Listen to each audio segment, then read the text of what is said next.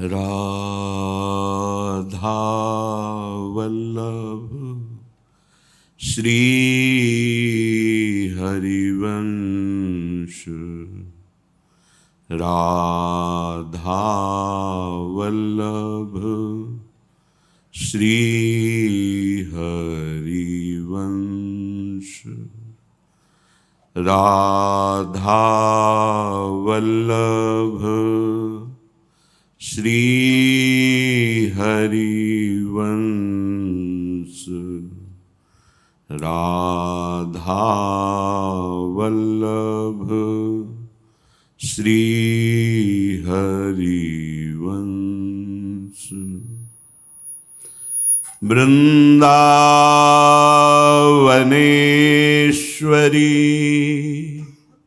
तवैव पदारविन्दम् प्रेमामृतैकमकरन्द रसौघपूर्णम्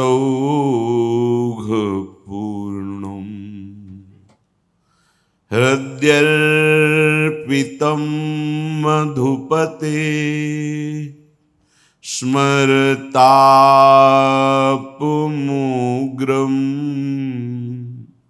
निर्वापयत् परम शीतलमाश्रयामि। निर्वापयत् परम शीतलमाश्रयामि।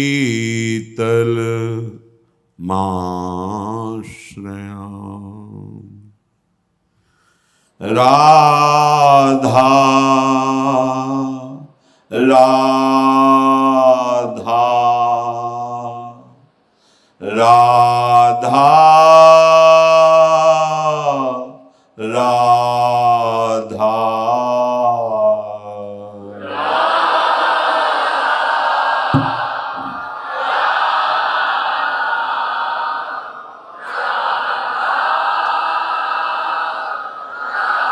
राधा राधा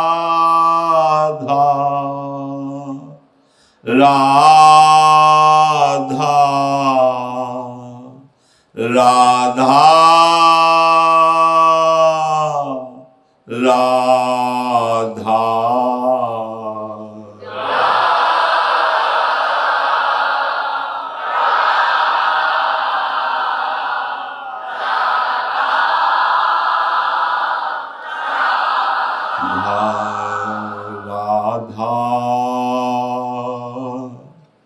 राधा राधा राधा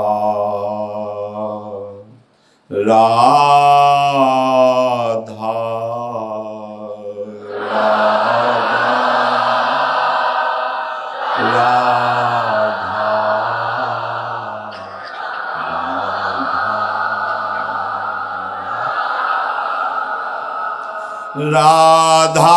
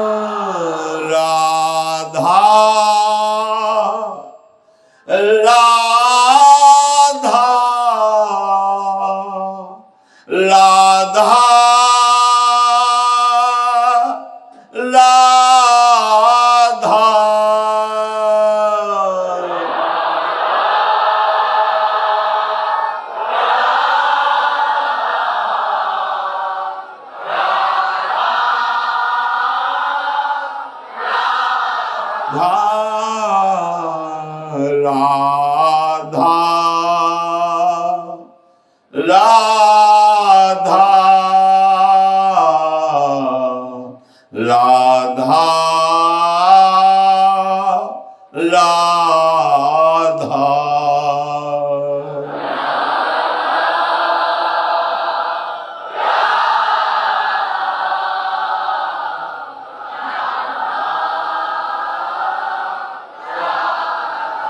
राधा राधा राधा राधा राधा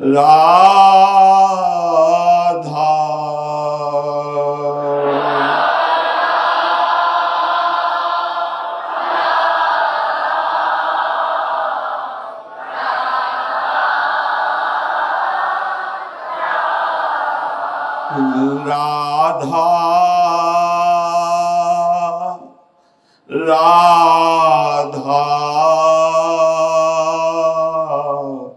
राधा राधा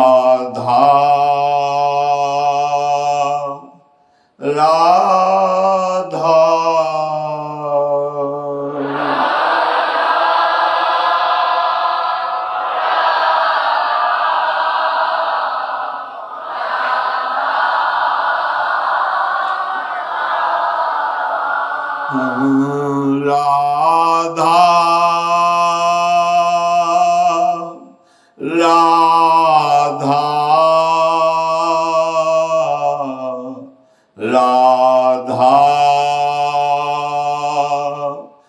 राधा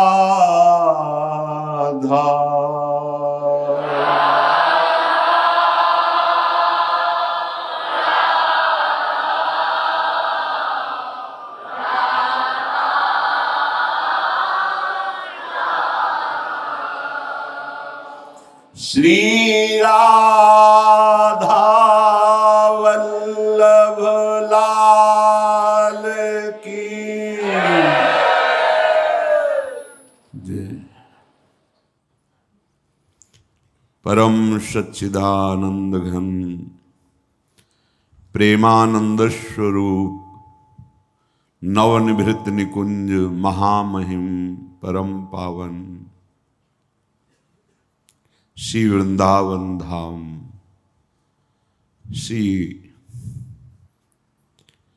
वृंदावन धाम के लाड़िले युगल चंद्र प्राणाराध्य श्री श्यामा श्याम समस्त हित परिकर निज परिकर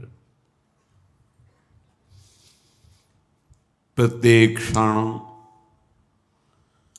हम अपने युगल सरकार से ही एक एक वृत्ति या बाहर क्रिया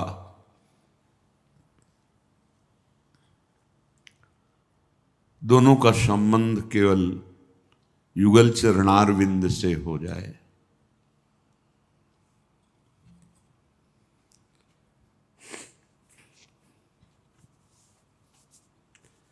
कोई भी क्रिया या कोई भी वृत्ति हमारे आराध्य देव से विलग न रहने पावे, यही वर्तमान में भगवत प्राप्ति है। अच्छे से समझ लीजिए, कोई भी वृत्ति अंदर की और बाहर की कोई भी क्रिया हमारे युगल सरकार से विलग ना होने पावे। वर्तमान में बाहर से जो क्रियाएं होती हैं वो अंदर की वृत्तियों के प्रभाव से होती हैं। अंदर की वृत्ति यदि वासना से प्रभावित है तो क्रियाएं गलत हो जाएंगी, और उपासना से शासित है तो क्रियाएं भगवत स्वरूप होंगी, प्रेम स्वरूप होंगी। हमारी वासना का मूल कारण मोह, अज्ञान, अविद्या, तम, अंधकार है। इसका नाश होता है सत्संग से प्राप्त हुए विवेक के द्वारा। जब विवेक जागृत हो जाता है तो सब कुछ झूठा दिखने लगता है। सत्य मानिए, बिल्कुल स्वप्न जैसा झूठा। इसलिए श्रीपाद प्रबोधानंद जी महाराज कह रहे हैं, आयुर्वितर्क्य चपला चपलायमानम्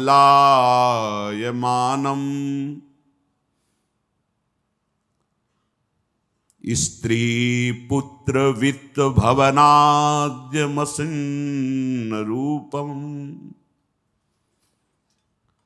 राधांक भूषण मन्यवशं विमृश्य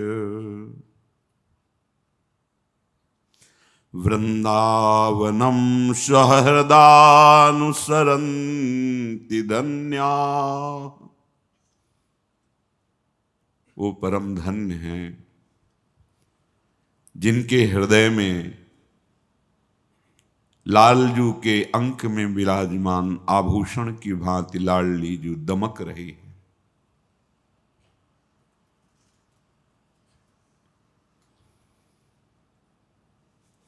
कनक बेल श्री राधिका सुंदर श्याम तमाल। लालजू के अंक में श्री लाडली जो ऐसे दमक रही जैसे आभूषण, अर्थात लालजू के हृदय आभूषण श्री लाडली जू मिलित रूप, रूप बेल प्यारी बनी सुप्रीतम प्रेम तमाल। ऐसे रूप की पिपासा जिनके हृदय में जागृत हो गई वो उपासक, और ऐसे रूप के पान में मत्त होते हुए जिनके नेत्र सदैव त्रसित रहते हैं, ऐसे उपास्य तत्व में सिद्ध हुए महापुरुष। जीवन धन्य है इनका। श्रीपाद कह रहे हैं, राधांक भूषण मन्य वशम विमृश्य वृंदावनम सह हृदयानुसरन्ति धन्या। जिनका मन अनन्य रूप से ऐसे युगल सरकार में समर्पित हो गया। मेरे सर्वस्व, मेरे जीवन धन, मेरे प्राण, मेरा साधन, मेरे साध्य, मेरे लाडली लाल, मेरे प्रिया प्रीतम। और कैसा रूप? राधांक भूषण, जिनके अंक में आभूषण की तरह अनंत बिजलियों की कांति स्वामिनी जो विराजमान है, ऐसे लाल, ऐसी प्रिया जो, जिनका हृदय सदैव इन्हीं की आराधना में, इन्हीं के लीला गुण गायन में, इन्हीं के प्रेम विलास में डूबा हुआ है अनन्य भाव से। धन्य है उनका जीवन। शेष जो भगवद विमुख है वो कह रहे आयुर्वितक्य चपला चपलाय मानम। ये आयु बिजली की तरह है, चमकी और गई। आपको लग रहा है 50 वर्ष, 70 वर्ष, 80 वर्ष, 100 वर्ष ये कोई बहुत है? ब्रह्मलोक के अनुमान से यहां का 100 वर्ष क्या है? अगर अपनी आयु को प्रभु से विमुख नष्ट कर रहे हैं, बहुत बड़ा अपराध हो रहा है मानो। सो आत्महनन गति जाए, वो आत्महत्यारे की गति को प्राप्त होता है जिसको मनुष्य शरीर मिला और वो भगवद विमुख होकर समय को काट रहा है। कैसी भगवती माया बुद्धि को छल में डाल देती हैं, अज्ञान में डाल देती हैं कि व्यर्थ की क्रियाओं में, व्यर्थ की वार्ता में, व्यर्थ की चेष्टा में वो समय काटता है। इतना कीमती समय वो काटता है। ये देख ले, ये सुन ले, ये भोग ले, ये कर ले, पर उसको ये पता नहीं कि बिजली की तरह ये चलायमान आयु प्रतिपल नष्ट हो रही है।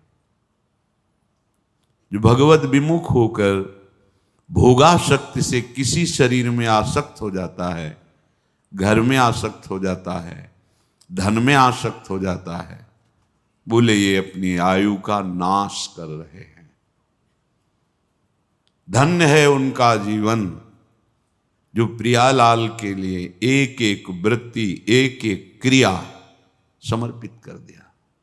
तदर्पिता अखिलाचारिता, संपूर्ण आचरण प्रभु के अनुकूल कर दिए। ये उन्हीं के बल से होता है।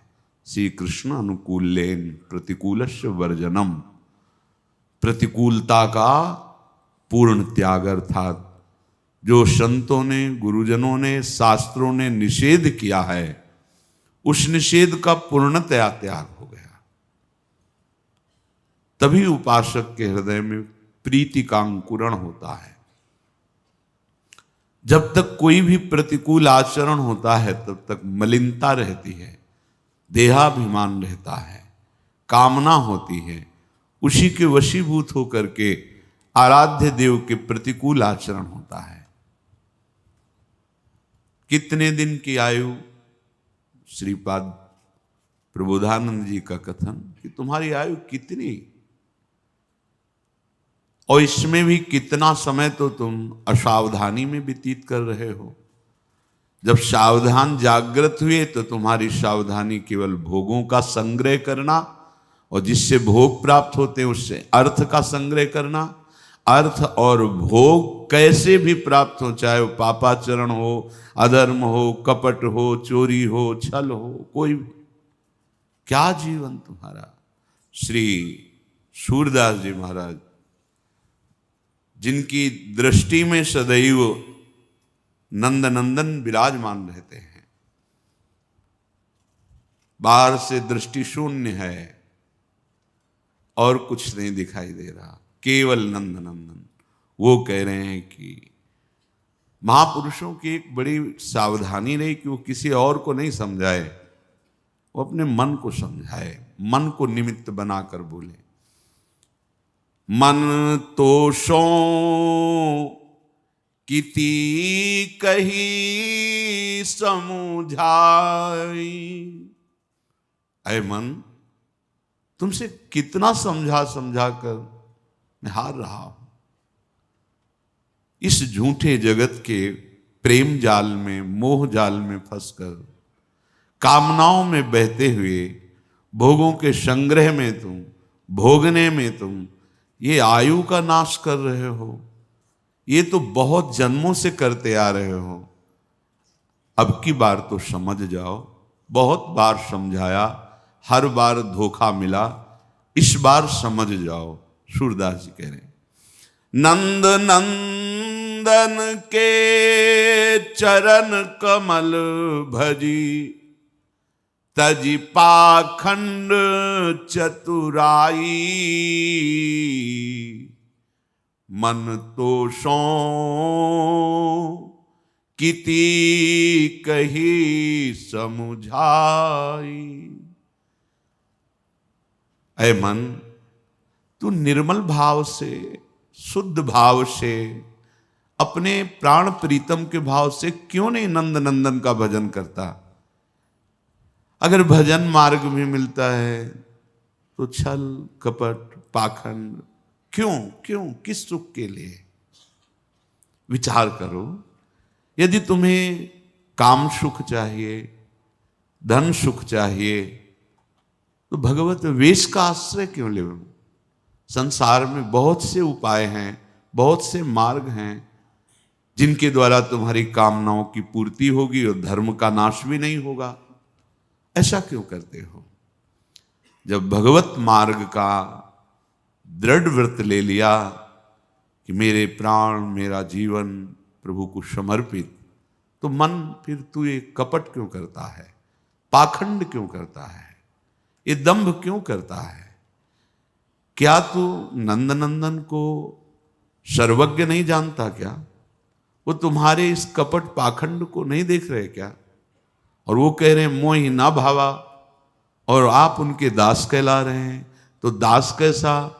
जो स्वामी को अच्छा नहीं लगता उसके विपरीत आचरण करे। ए मन, तुम्हें बहुत समझाया है, अब समझ जाओ। चतुराई छोड़ो, कपट छोड़ो, पाखंड छोड़ो। कोई भी जगह ऐसी नहीं जहां तुम छुप करके कुछ कर सकते हो। जहां तुम्हारी भी पहुंच नहीं है, तुम्हारे ही अंदर, वहां वो विराजमान है। जहां तुम्हारी सोच का प्रवेश नहीं, वहां वो विराजमान है। अंदर और बाहर, जहां तुम्हें लग रहा है यहां कोई नहीं देख रहा हमें, वहां वही देख रहा है जो सबकी दृष्टि में देखने की सामर्थ्य देता है। वो देख रहा है तुम्हें, और तुम उसको धोखे में डालना चाहते हो क्यों कोई नहीं देख रहा है, यहां हम अपनी मनमानी कर ले। नहीं नहीं, वो देख रहा है। उससे चतुराई नहीं चलेगी, कपट नहीं चलेगा, पाखंड नहीं चलेगा। अय मन, अब ये जन्म तो नंद नंदन के चरणारविंद के चिंतन में लगा दो। बड़ी करुणा है महापुरुषों के हृदय में, जो हमारे लिए अपने हृदय की बात बोलते हैं। सुख संपत्ति दारा सुत है गए, छूट सबे समुदायी। क्षण भंगुर यह सबे, श्याम बिनु अंत नाही संग जाई। मन तो सो किती कही समझाई। जैसे श्रीपाद कह रहे हैं, आयु बिजली की तरह चपल है, पकड़ में नहीं आ रही, छूटती चली जा रही। स्त्री पुत्र शरीर घर धन संपत्ति मान प्रतिष्ठा, अय मन ये कोई तेरे साथ नहीं जाएगा, सब यहीं छूट जाएंगे। किस भुलावे में तू राजी हो रहा है? तुझे अकेला जाना है, और जो यहां तू नाना प्रकार के असत कर्म कर रहा है, इसको तुझे भोगना पड़ेगा। अवश्य में भोक्तव्यम। आया था मनुष्य देह में कि मुक्त हो जाऊंगा भजन करके, भगवान से भी वादा किया गर्भ में, एक बार हे कृष्ण मुझे बाहर निकाल दो, अब मैं आपकी कृपा से आपकी माया में नहीं फंसूंगा, निरंतर भजन करके मैं माया मुक्त हो जाऊंगा। और फिर इस शरीर में राग, शरीर संबंधियों में राग, भोगों की आसक्ति, मानो हम परम सुखी हो जाएंगे भोग भोग के। जलन और अशांति के सिवा कहीं आज तक किसी को सुख नहीं मिला। अगर शीतलता और शांति है तो प्रभु के नाम में, प्रभु के रूप में, प्रभु के लीला में, प्रभु के धाम चिंतन में। ये क्षण भंगुर है। अगर तुम्हारे साथ कोई जाएगा तो श्याम सुंदर का नाम, श्याम सुंदर की सेवा, इनका भजन साथ जाएगा। समझा रहा हूं मन, समझ लो, सूरदास जी महाराज कह रहे हैं। यही बात श्रीपाद कह रहे हैं। धन्य है उसका जीवन जो श्यामा श्याम के अनन्य अनुराग में अपने मन को लगा दिया है। नहीं तो आयु, स्त्री, पुत्र, परिवार, सब कब छूट जाए, कब छूट जाए कोई पता नहीं। जीवन में प्रभु से संबंध नहीं बनाया, बाहर संबंध फैलाते चले गए। अब जाने का समय आ रहा है तो आके रोते हैं। किस लिए रोते हैं? ये नहीं कि मेरा समय बर्बाद हो गया, अब कैसे कल्याण होगा। नहीं, अब शरीर भोगों में काम नहीं कर रहा, कुछ ऐसा आशीर्वाद दे दो जिससे फिर भोगने योग्य बन जाऊं। कैसी मलिन बुद्धि है। मरने से डर लग रहा है और भोगने की इच्छा फिर भी प्रबल है। अविद्या का कैसा खेल है, कैसा जाल है कि जीव समझ ही नहीं पा रहा। इसलिए महापुरुष जनों की अगर बात हमारे कान में पहुंच रही तो मानो वो हमको जगा रहे हैं कि मोह निद्रा से जग जाओ, बहुत जन्म सोते रहे, बहुत जन्म नाना प्रकार के स्वप्नवत कर्म और भोग भोगते रहे। अब तो जग जाओ, मानव देह बहुत दिव्य है, साक्षात नारायण बन सकते हो, साक्षात नारायण। नारायण में तन्मय होकर नारायण बन सकते हो, ब्रह्म में तन्मय होकर ब्रह्म बन सकते हो। ब्रह्मविद ब्रह्मयु भवति, ब्रह्म स्वरूप। काहे को दुख सुख लाभ हानि मान अपमान के इस जहरीले थपेड़ों में डूब रहे हो? बार बार इनमें शोक में दुख में डूब जाते हो। न जाने कितने जन्म डूब गए इन्हीं द्वंद्वों के थपेड़े में। निकलो, महापुरुष जन कह रहे निकलो, समझाओ अपने मन को, एकमात्र साथी श्याम सुंदर हैं, श्री कृष्ण हैं। जन्मत मरत बहुत जुग बीते, अजहू लाज न आई, सूरदास भगवंत भजन बिनु, जय है जन्म गवाई। नंद नंदन के चरण कमल भजी, तजि पाखंड चतुराई।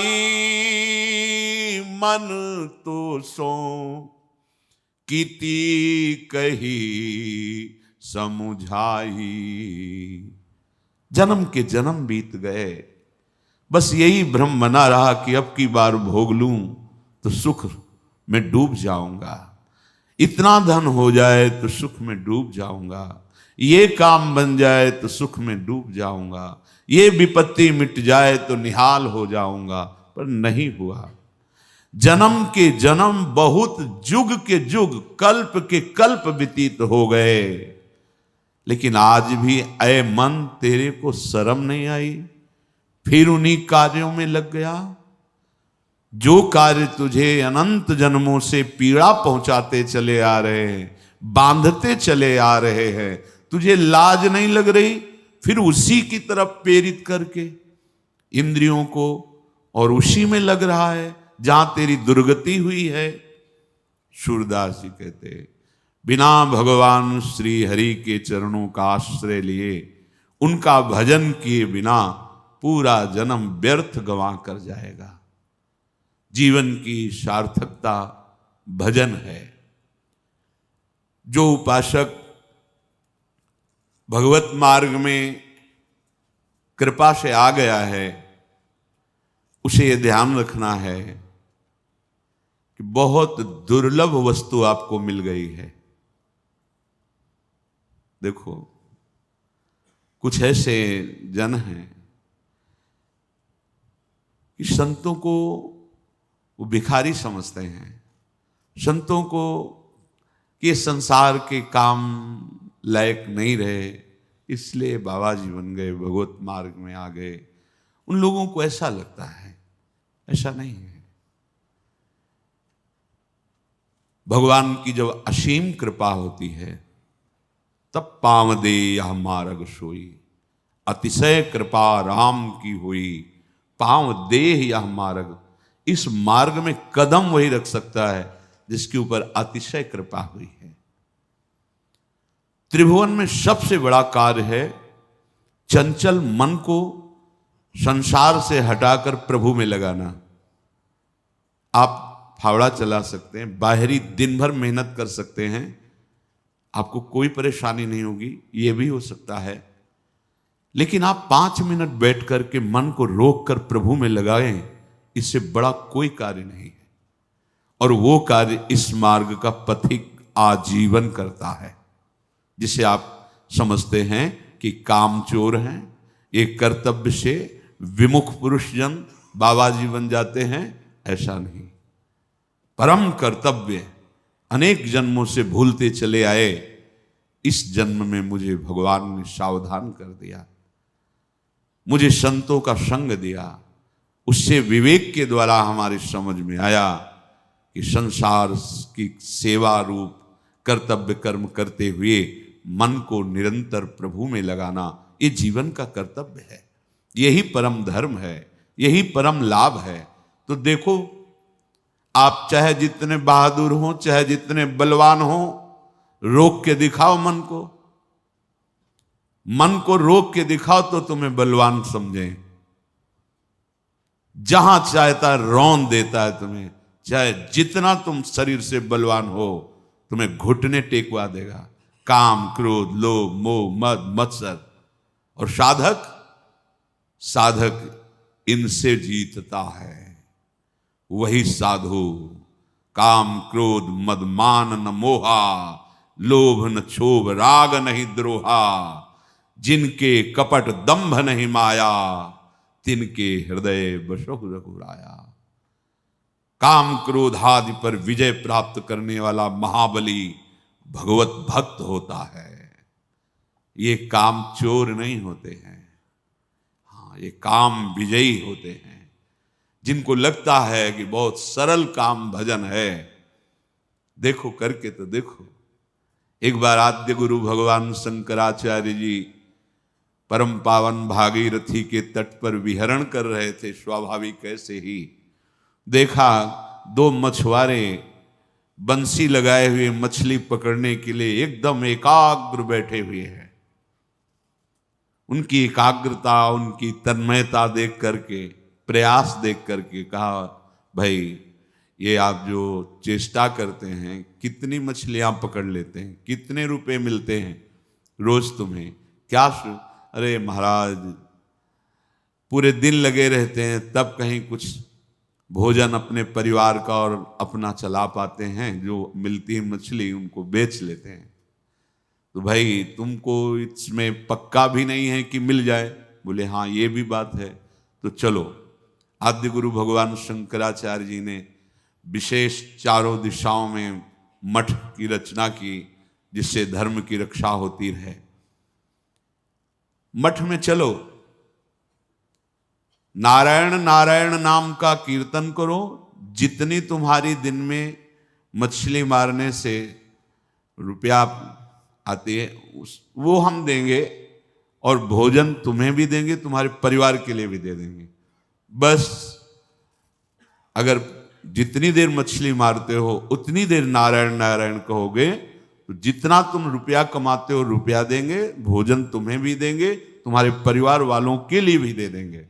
चलो लेवा चले, मठ में बैठा ला, बैठो, यहां करो, नाम कीर्तन करो, नारायण नारायण नारायण। बस हृदय में जलन हुई वहां बैठते ही, एकदम व्याकुलता, क्योंकि परम पावन पवित्र स्थान में बैठते ही पाप रूपी मल का नाश होना प्रारंभ हो जाता है। दर्शन, संभाषण, भगवान नाम कीर्तन, ये निर्मल करने के बहुत ही सुदृढ़ उपाय हैं। वो खड़े हो गए, बोले महाराज न तुम्हारा भोजन चाहिए न रुपया चाहिए, हमारा मन अशांत हो गया यहाँ ने, हम वही अपना मछली पकड़ेंगे, वही करेंगे। क्या समझते हो ये भगवत मार्ग कायर पुरुषों का मार्ग है? नहीं, ये ऐसे शूरवीरों का मार्ग है जो बाहर त्रिभुवन विजेता रहे हैं, वो भी जहां हार गए हैं वहां उपासक जीत जाता है। हरि का बल लेकर वो जीत जाता है। त्रिभुवन पति चाहे रहा हो, अपने तप के प्रभाव से, पुण्य के प्रभाव से, पर भोगों ने उसकी जो दुर्दशा की है, वो जब शास्त्रों में पढ़े तब देखने में आता है कि त्रिभुवन पति देवराज इंद्र है और किस दशा को प्राप्त है। और उन्हीं भोगों को भगवान का आश्रय रखने वाला एक अकिंचन भक्त परास्त कर देता है। ये कायरों का मार्ग नहीं है, ये कर्तव्य विमुखों का मार्ग नहीं है। ये परम धर्म, परम कर्तव्य और परम बलवान। परम बलवान कौन? महाबली कौन? जो भगवत बल से बलवान है, जो भगवान के बल को स्वीकार कर चुका है, वो अब कुछ भी कर सकता है, हर विषय को रौंद सकता है। भगवत बल बिना शारीरिक बल, बुद्धि बल, तप बल आदि के द्वारा इन कामादि विकारों को कोई नष्ट नहीं कर सकता, एकमात्र भगवत चरणारविंद का बल। तो उपासक को सावधान रहना है कि भगवत मार्ग में हम चले हैं तो हम अपने स्वामी के विमुख आचरण न करें। जो भक्ति के नाम पर ऐसा ढोंग करते हैं, दंभ करते हैं, संयम सदाचार का त्याग करके दुराचार परायण होते हैं, बाहर से भगवान की भक्ति का नाटक स्वांग और अंदर से ये बहुत दुर्गति का कारण बन जाता है। ध्यान देने योग्य बात है। दंभी की बहुत बुरी दुर्गति होती है। जो दंभी है, दुराचार परायण है, वो नीच स्वार्थ के लिए केवल वेश धारण किए हुए है। वो न भगवान का भक्त है, ना वो संत है। जैसे नाटक में कुछ पैसे के लिए, कुछ मिनट के लिए या कुछ घंटे के लिए बहुत बढ़िया साधु का नाटक कर लेता है, वो सब लोग देख करके लुभायमान हो जाते हैं। जब अच्छा स्वांग करता है साधु का या असाधु का, तभी तो सिनेमा नाटक वो चलता है। साधु का स्वांग तो एक नाटक में भी कुछ घंटे के लिए पैसा लेकर करता है। अगर हम वेश धारण किए हुए हैं, भगवत मार्ग के पथिक हैं, या गृहस्थ में रहते हुए भगवत मार्ग का अवलंबन लिया है, भगवत प्राप्ति करना है, ऐसा दृढ़ निश्चय किया है, फिर हम गंदी बातें, गंदे आचरणों में मन को लगाना, ऊपर से नाटक वैराग्य का, अंदर से भोगों का खेल, ऊपर से भक्ति का नाटक, अंदर से विषय भक्ति, बहुत सावधानी। दंभी की बहुत दुर्गति होती है, क्योंकि उसने कोई भगवद आश्रय नहीं लिया। उसके हृदय में कोई जलन नहीं कि मैं गलत हूं, वो केवल नाटक ही कर रहा है, इसलिए उसकी दुर्गति होगी। सिद्धांत को समझना है। जो दुराचारी दंभी है, वो अपने मात्र स्वार्थ के लिए नीच वृत्ति वाला, वो ऐसी भारी गलती करता है। भारी गलती, पवित्र वेश को धारण करके अपवित्र आचरण करता है। यहां हम उनकी चर्चा नहीं कर रहे, हम तो उन महाभाग्यवान उपासकों की चर्चा करते हैं जो सर्वथा अपने आप को भगवान के अधीन करने के लिए उत्साहित हो चुके हैं। भाव क्या है? अभी वो निर्विकार नहीं हुए, लेकिन उत्साहित हो चुके हैं कि अब अपना जीवन मैं प्रभु के चरणों में समर्पित करूंगा। अब अपने जीवन का पूरा भार प्रभु के चरणों में, उसके हृदय में एक घबराहट पैदा हो जाती है कि बड़ी कृपा से मार्ग मिला है, कहीं छूट ना जाए। यद्यपि अभी वो निर्विकार नहीं हुआ है, पर एक कृपा पैदा हो गई। क्या? घबराहट और जलन। कहीं मेरे से ऐसी चूक ना हो जाए कि ये जो अवसर मिला है ये छूट जाए। ये कृपा होती।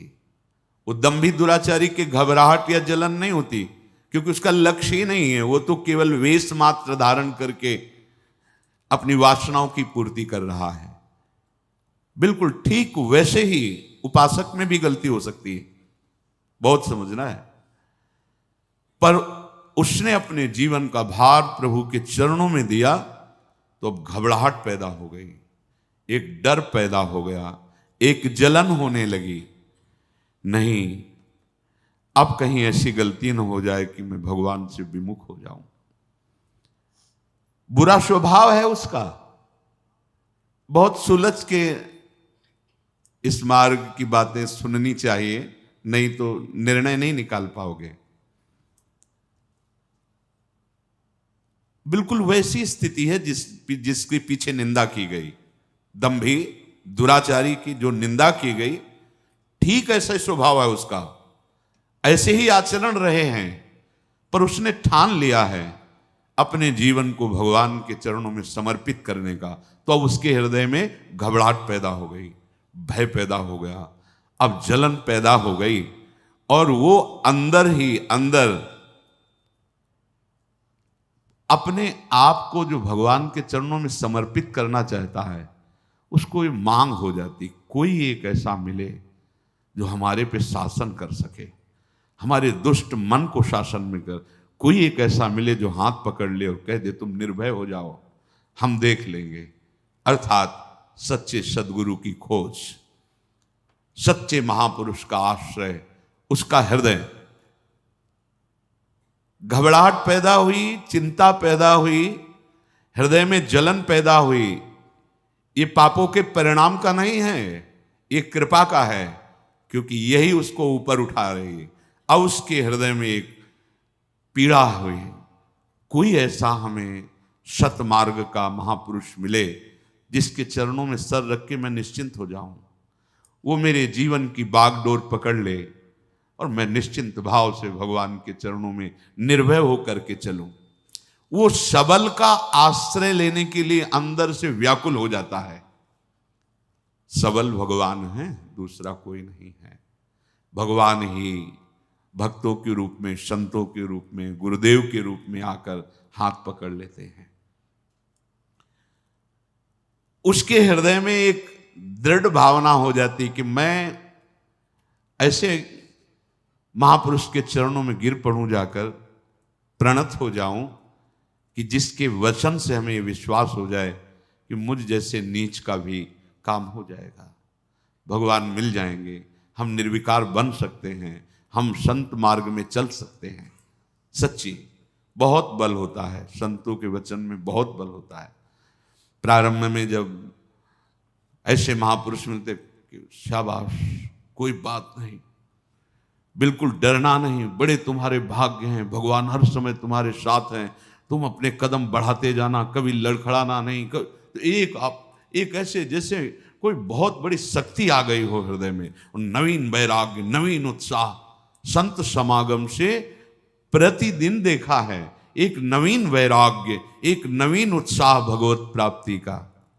और जब कुसंग हो जाता है तो नवीन विकार ऐसे लगते, नए नए भोगों की लालसाएं और पतन।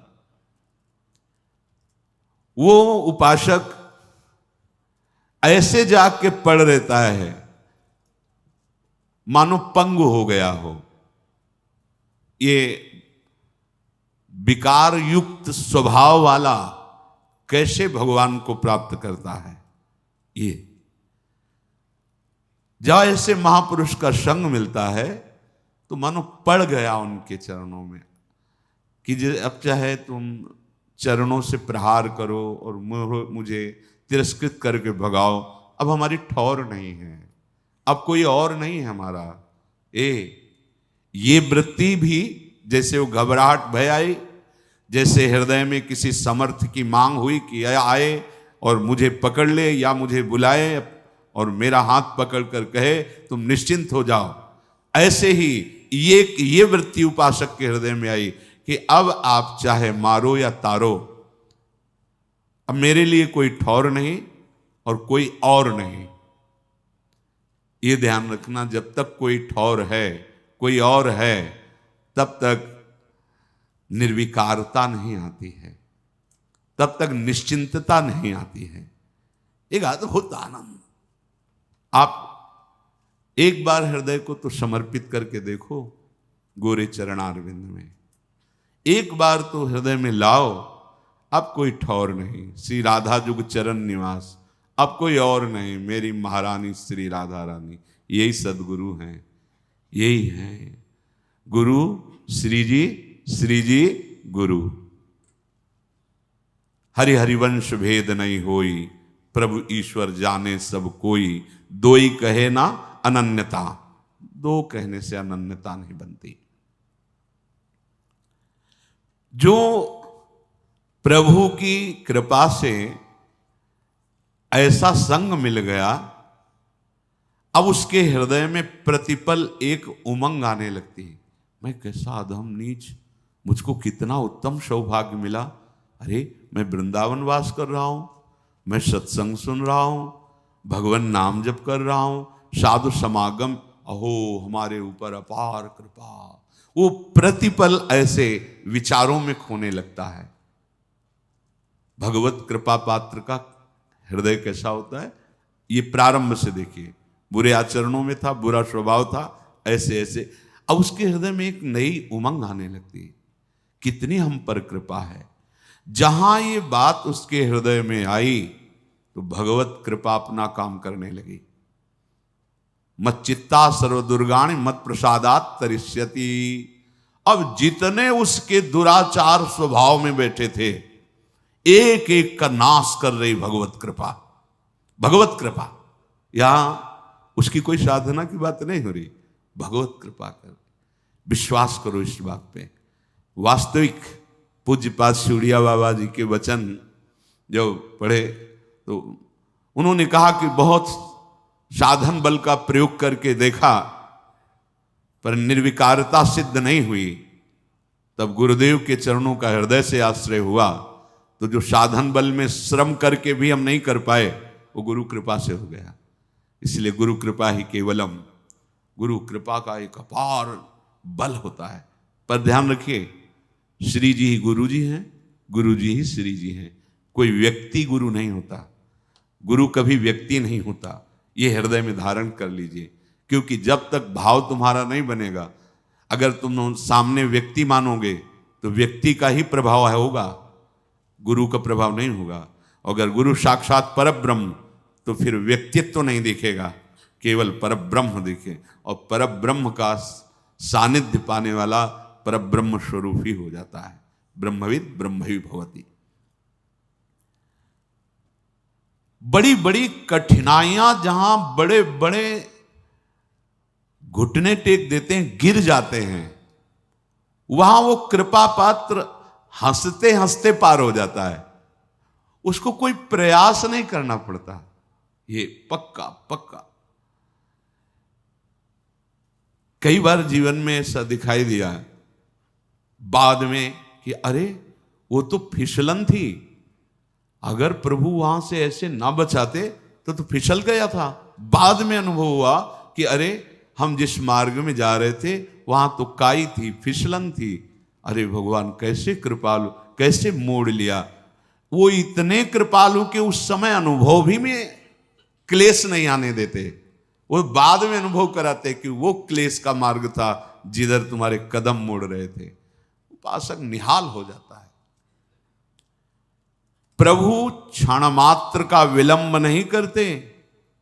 माया जब आक्रमण करती है तो क्षण मात्र का विलंब नहीं करते। भगवान समस्त संकल्पों की सिद्धावस्था है। साधक के हृदय में गलत संकल्प बना कि उनकी कृपा शक्ति आकर के घेर लेती है, कहीं उसका अमंगल नहीं होने देती। ये बिल्कुल अक्षरशः सत्य समझो। जो इस मार्ग में चल रहे हैं वो खुद अनुभव करें हृदय में। दुर्वासना के से प्रेरित होकर मन संकल्प कर बैठा, नहीं सावधान रह पाया, पर कृपा शक्ति तत्काल कवच की तरह घेर लिया। इसके कई रूप हैं। भरी बाजार में पिटवा भी देगी, तुम्हारा घोर अपमान करवा देगी, तुम्हें ऐसा करवा देगी कि आपको लगेगा संसार में मुंह दिखाने लायक नहीं। हाँ, अब चलो हरि का मुख देखो। संसार के मुख दिखाने के लिए तुम्हारा जन्म नहीं हुआ, तुम्हें हरि का मुख देखने के लिए जन्म हुआ है। कृपा के बहुत से स्वरूप हैं। अगर आप भगवत शरणागत हो रहे हैं, थोड़ी मनमानी शुरू कर दी है, तो ध्यान रखना कृपा का मृदु से मृदु भी विधान हो सकता है और कठोर से भी कठोर विधान हो सकता है, पर होगी वो कृपा ही। जो भगवत कृपा है वो कुसुम से भी कोमल विधान कर सकती है और वज्र से भी कठोर विधान कर सकती है। तैयार रहना। ये वज्र से कठोर विधान उसी के लिए होता है जो अहम से युक्त हो करके मनमानी आचरण के लिए कदम उठाता है। तो भगवत कृपा फिर कठोर विधान की रचना करती है, क्योंकि अब तुम बच नहीं सकते। कृपा का विधान लागू हो चुका है, अब तुम देखो यही है, इसी को कृपा कहते हैं। अब तुम बच नहीं सकते, माया के फंद तुम्हें फंसा नहीं सकते, अब तुम्हें डूबना पड़ेगा प्रेम में। अब तुम्हें डूबना ही होगा भजन में, अब तुम्हें डूबना ही होगा भगवान के नाम रूप लीला गुण में, क्योंकि आप तुम शरणागत हो गए तो कृपा का अब विधान लागू हो गया। तो काहे को वज्र से कठोर विधान को आप स्वीकार करोगे? भोगना पड़ेगा। वो ऐसी कृपा है पक्का, ऐसी स्थिति पैदा कर देगी कि केवल एक मार्ग रहेगा, हरि शरणम। बहुत फिर जलोगे। इसलिए अभी बुद्धि है, होश में हो जाओ तो कुसुम से भी कोमल विधान करने वाली कृपा प्रभु तक पहुंचा देगी। और अगर आप मनमानी करेंगे तो छोड़ने वाली तो है नहीं, ये पक्का। इसीलिए सब निर्भय हो जाते हैं शरणागत कि ठीक है, अगर हमारे कदम भी विपरीत गए तो कृपा शक्ति है ना, वो संभाल लेगी। तो वो पुचकार के फिर नहीं संभालती, जैसे पुचकार के समझाया जा रहा है, वही कृपा शक्ति से ये सत्संग मिल रहा है, वही कृपा शक्ति कोई ना कोई आ जाएगा पक्का। ये जीवन में देखा है, जहां कदम लड़खड़ाए किसी न किसी संत के रूप में वही बोला गया है जो अंदर कमजोर हो रहा है। जहां हम कमजोर हो रहे हैं, उपासक जहां कमजोर हो रहा है, वही उसको उपदेश दिया। कौन कौन बोल रहा है? वही कृपा शक्ति आकर के उसकी वाणी में बैठ करके मुझे समझा रही। नहीं समझ में आया, चलो आगे। अब वो अपना जो रूप रखेगी वो इतना भयंकर कठोर होगा कि आप सह नहीं पाएंगे और भाग नहीं पाएंगे। कहीं भी भाग के जाओ, भगवान के श्री चरण कमल, कर कमल इतने लंबे हैं, मतलब कोई जगह ही नहीं जहां इनके चरण न पहुंचे जाओ, जहां इनके हाथ न पहुंच जाए। दोनों बात समझ लो। वामन रूप में आए थे, बढ़ाना शुरू किया नपना। अब ब्रह्मलोक के आगे तो है नहीं, तो इसलिए वहीं तक रुक गया। तो इतना ही थोड़ी कि केवल ब्रह्मलोक तक, अगर ऐसे और भी तो और भी बढ़ते चले जाते। अनंत महिमाशाली, तो इनकी कृपा भी तो अनंत है, कृपा के बहुत लंबे हाथ है। भागो। तभी तो शरणागत का जो रहस्य, शरणागति का जान जाता है शरणागत, वो निश्चिंत हो जाता है। अब मुझे कोई परवाह नहीं। अगर कुछ उद्दंडता भी मन करेगा ना, तो भगवान की कृपा सुधार देगी, ऐसे सुधार देगी ना, दोबारा उधर जाएगा भी नहीं, जाएगा भी नहीं। लिख लो, पर वो बहुत कड़ुआ विधान होगा। अब तो डॉक्टर ने ऑपरेशन करना ठान लिया है, अब आप बच नहीं सकते पक्का। ऐसे ही जब इसका रहस्य समझ में आता है तभी मन नाच उठता है कि ऐसा कौन कृपालु है, ऐसा किसका स्वभाव है। हम सबके ऊपर कृपा शक्ति का कार्य प्रारंभ हो गया है। विश्वास रखना, कृपा शक्ति का कार्य प्रारंभ हो गया है। जैसे आप नाम ले रहे हैं तो हरिवंश कृपा, हरिवंश कहाँ है? मानव देह कृपा से, नाम जब कृपा से, धाम श्री राधिका कृपा बिनु सबके मनन अगम, साधु संग अब मोहि भाव भरोस हनुमंता बिनु हरि कृपा मिले। कृपा कृपा कृपा कृपा लागू हो गया विधान कृपा का। करो दंडता, देख लेना कृपा का जो भयंकर रूप तुम्हारे सामने। कई रूप हैं इसके, जहां से तुम गड़बड़ी करना चाहते हो वहीं तुम्हारे अहम में, यहां दर्द हो रहा है, चलो अस्पताल। अब तो कैंसर हो रहा है। यह है कृपा। जिस शरीर से तुम मनमानी करना चाहते थे, भाई अब दो चार महीने तुम्हारा जीवन, अब क्या 2-4 महीने की जीवन, बस 2-4 महीने का जीवन। अब कोई रिश्ता नाता किसी से नहीं, कोई संबंध किसी से, कोई भोग नहीं, राधा राधा राधा राधा राधा राधा। लागू हो गई कृपा शक्ति। ये अपार कृपा, असीम कृपा।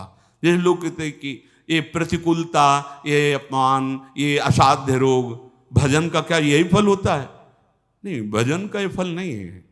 ये कृपा का संविधान लागू तुम्हारे ऊपर, क्योंकि तुम बहुत उद्दंड बच्चे हो, इसलिए कृपा ने ऐसे भयावह रूप से घेर लिया कि अब एक ही मार्ग रह गया है, राधा राधा राधा। सच्ची कहते हैं, सच्ची।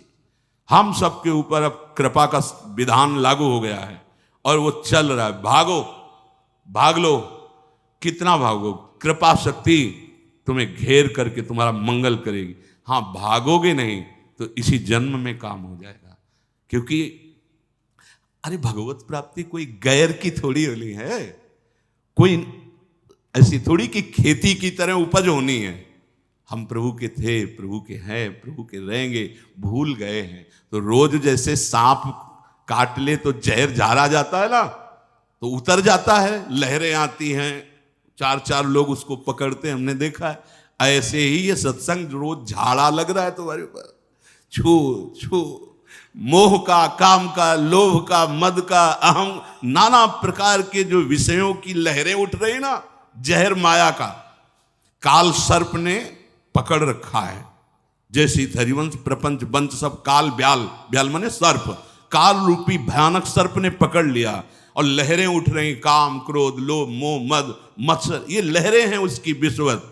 और संत जन जो नाम कीर्तन, भगवत गुण, सत्संग, ये झाड़ा लग रहा है, रोज झाड़ा लग रहा है।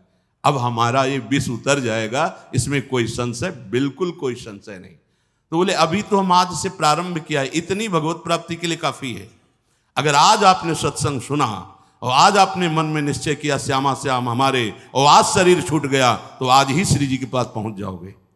श्री जी को कोई इतनी संख्या, इतने दिन, इतना तप, ऐसी कोई सीमा नहीं लिखी है। हाँ, जितनी श्वासें हैं वो हम अपनी लाडली को दे, चाहे एक ही श्वास रह गई है तो राधा गए श्री जी के पास, 1,00,000 श्वास तो राधा राधा राधा राधा राधा, जिस श्वास में शरीर छूटेगा हम श्री जी के पास पहुंच जाएंगे।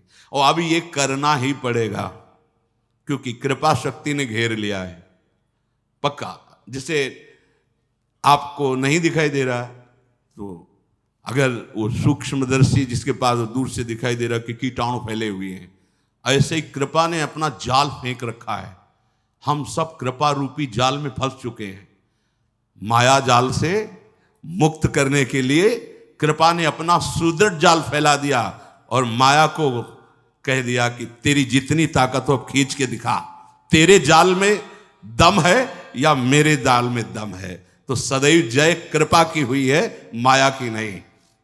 अब हमारे ऊपर कृपा का जाल पड़ गया है, भागना चाहो तो ले भाग सकते हैं, फंस गए। कृपा ने अधीन कर लिखा। सुनते थे कि वृंदावन पकड़ लेता है, पर सोचते थे कैसे पकड़ लेता है। हम चाहे तो अभी जा सकते हैं वृंदावन से, कैसे पकड़ लेता है।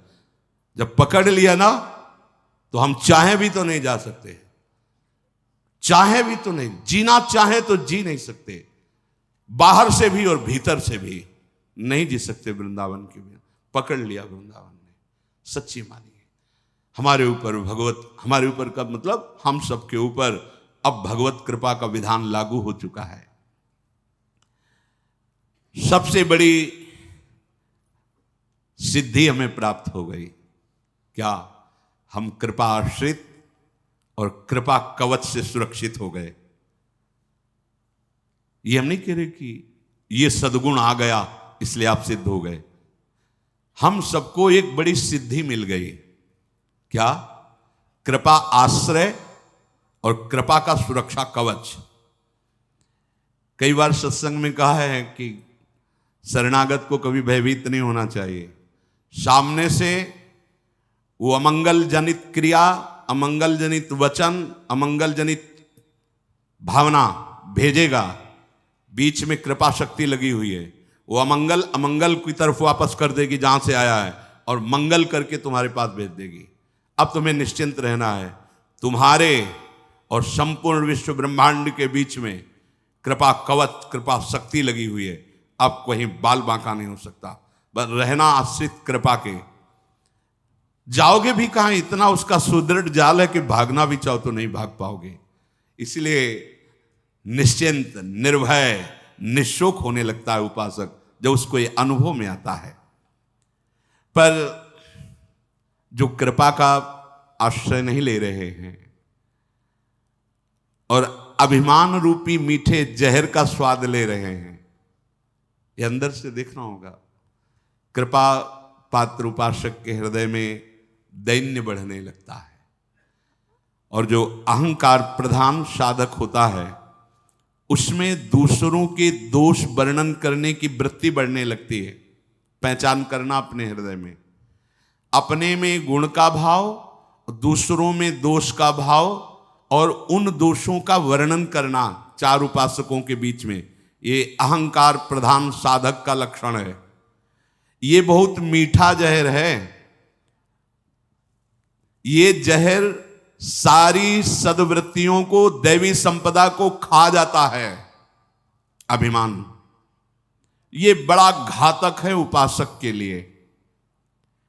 यदि भगवत कृपा का आश्रय नहीं लिए तो कोई भी साधन करे अभिमान पुष्ट होने लगता है, वाणी से उसके शुरू होने लगता है अभिमान भरी बात, और दूसरों के दोष दर्शन करके उनकी निंदा। अब अभी आप देखिएगा अपने हृदय में, आप कृपाश्रित हृदय का क्या लक्षण और अभिमान जनित हृदय का क्या लक्षण। उपासक से प्रार्थना है कि ये जो अज्ञान के कारण, मोह के कारण अहंकार है, इसको स्वीकार ना किया जाए। ये मोह ही अहंकार के रूप में झलक रहा है, अर्थात अज्ञान। मोह बड़ा दुख रूप है, ताको मार निकाल, प्रीति जगत की छोड़ दे, तब होवे निस्तार। ये जो अहम से प्यार करने लगते हैं, बहुत सूक्ष्म विषय है।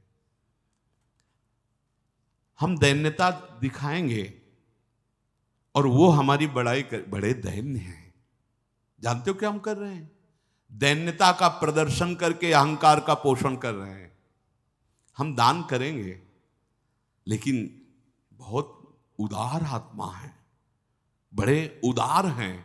ये कान सुने, हृदय में गुदगुदी हुई, तो ये दान क्या कर रहा है? अहंकार का हमारे पोषण कर रहा है। बड़ा सूक्ष्म विषय है।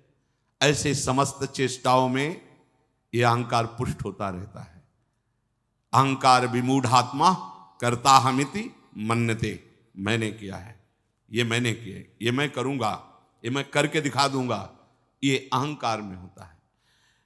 ये सबसे बड़ा साधक का जहरीला आश्रय है, अहंकार का आश्रय। बड़ा दुख पैदा करता है, विकारों का मूल है। इसलिए मोह का विनाश होना निश्चित है। अगर इस मोह का नाश नहीं हुआ तो यह अहंकार नष्ट नहीं होगा। जब हमारी दृष्टि में मोह होता है, हृदय में अहंकार होता है, तो हमारा दर्शन बदल जाता है, विपरीत दर्शन होता है। अधर्म धर्ममिति या मन्यते तमसावृता, सर्वार्थान विपरीताश्च बुद्धि सा पार्थ तामसी।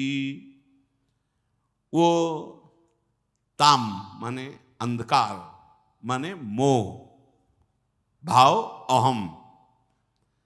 जो अहंकार से युक्त बुद्धि होती है वो अधर्म को धर्म मानती है।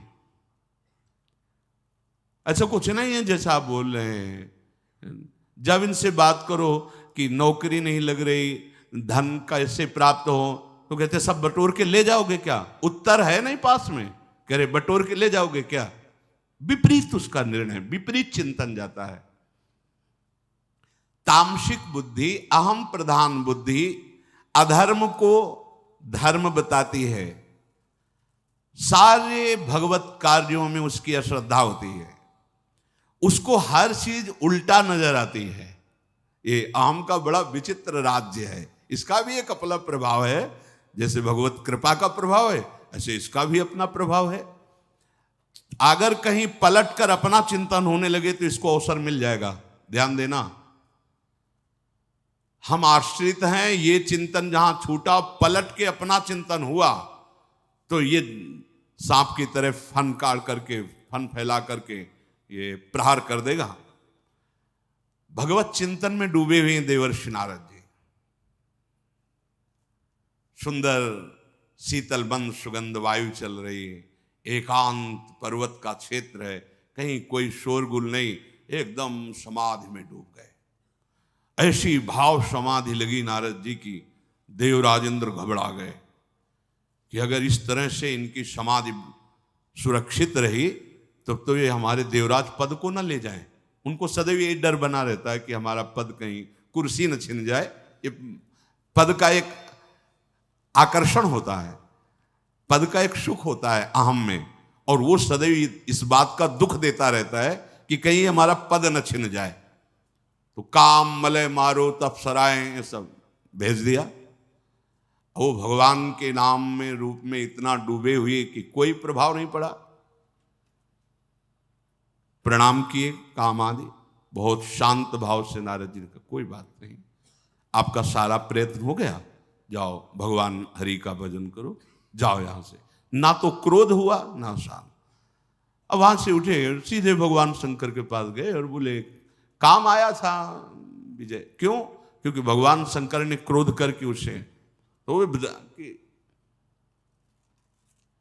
ये कब आया? जब अपना चिंतन होने लगा कि हमारे हृदय में तो क्रोध भी नहीं आया, काम का प्रभाव तो पड़ा भी नहीं, क्रोध। फिर आगे की लीला कई बार बता चुके हैं कि इतने बड़े महापुरुष को भी ऐसी दशा आ गई। जब हम भगवत आश्रित तो समभाव, कोई प्रभाव किसी विकार का नहीं, और जब हम ये अपने में देख बैठे कि कोई विकार मेरे में नहीं, तो विकार ऐसे सिद्ध अवतारी महापुरुष के भी हृदय में अपना राज्य कर लिया, और वो लीला चरित्र पूरा है। उपासक जब ये स्वीकार कर लेता है कि मैं गुणवान हूं, मैं महान हूं, वहीं से पतन प्रारंभ हो जाता है। सच्चिदानंद प्रभु को छोड़कर कहीं भी आश्रय या सुख बुद्धि होना मतलब खतरा प्रारंभ हो गया है।